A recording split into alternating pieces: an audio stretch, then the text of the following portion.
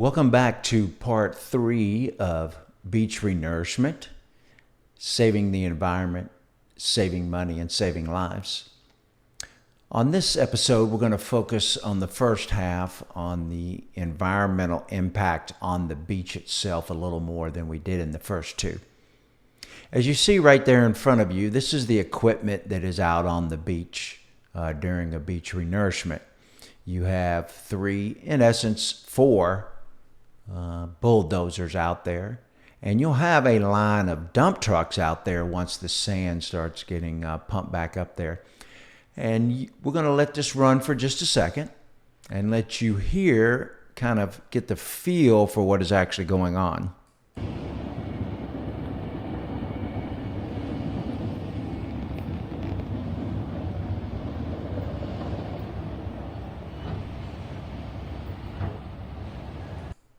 In my mind, all of this is unnecessary, as we have pointed out in the previous videos.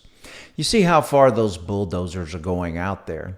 Now, this appears to be sometime around high tide-ish, but when low tide comes in, all of the sand, and you can see it in the light spots up there in the top of your screen, can easily be pushed back up on the beach using only probably 2 bulldozers. Take about the same amount of time, probably 2 weeks to do the same stretch of beach. And you wouldn't have the need for all of this other equipment out there impacting the environment.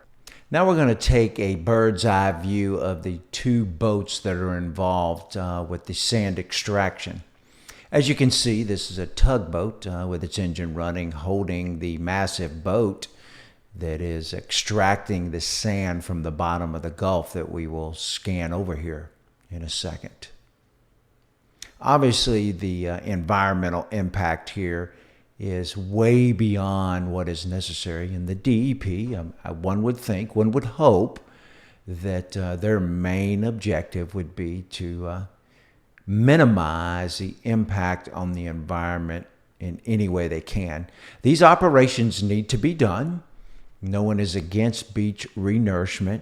Is an essential part of getting tourists to our beach, but it's also an essential part to waylay or mitigate the human impact on our environment.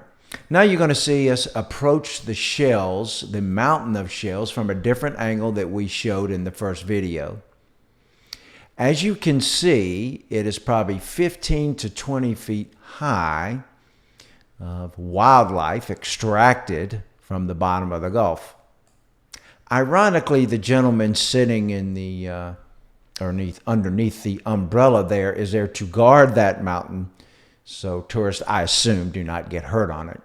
But these shells will have to be disposed of. Once again, the environmental impact just on the disposal is completely unnecessary, let alone the environmental impact of all of these shells being sucked off the bottom of the Gulf floor.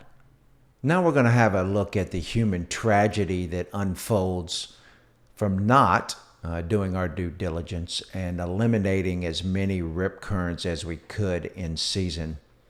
And this is on top of the environmental impact. This is an Inside Edition story, and well, we'll let the headline capture you.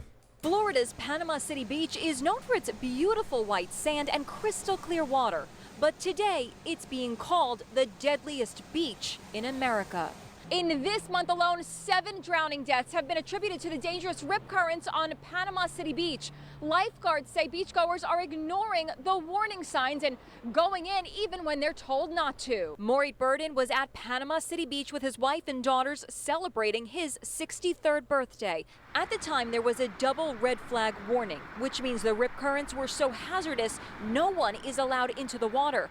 I spoke to his widow, Tiffany Burden, who helplessly watched her husband drown. Tiffany, why did you go in the water, knowing it could be deadly? It was hot. We were just splashing some water on ourselves. That's it. We had no intention of going swimming at all. She says they were just knee-deep when they were pulled under by a rip current. Literally, the next step took us into the abyss. I felt like this was extremely important to share my story, and if it can save one person's life, that's all that matters. Now, none of this human tragedy had to happen. As we pointed out in the earlier videos with the dead pools, they're inviting to the tourists. Sadly, they should not have been in the water in this case at all, given it was a double red flag. But over 90% of our drownings happen when it is a single red flag. But they saw that water as stated, and it looks very calm. And then you get into it about knee deep. And then what happens? The sand, since it has washed off from the beach renourishment the prior years, is now deep and hard to get a footing, and the tragedy of the drowning unfolds. 8 days before, retired fire captain Richard Alford drowned on Panama City Beach, bravely saving the lives of 2 swimmers who were caught in a rip current. And this is all too often what happens. We actually have a ordinance here, the double red flag ordinance. It's named after a gentleman named Stacy, who sadly went out to save a young child and ended up losing his life himself. And he was actually a former lifeguard. 911, where's emergency? Have 3 people caught out in a current. There's 2, and then 1 person's trying to go out there to get them. Deadly rip currents also claimed the life of former NFL quarterback Ryan Mallett, who drowned yesterday.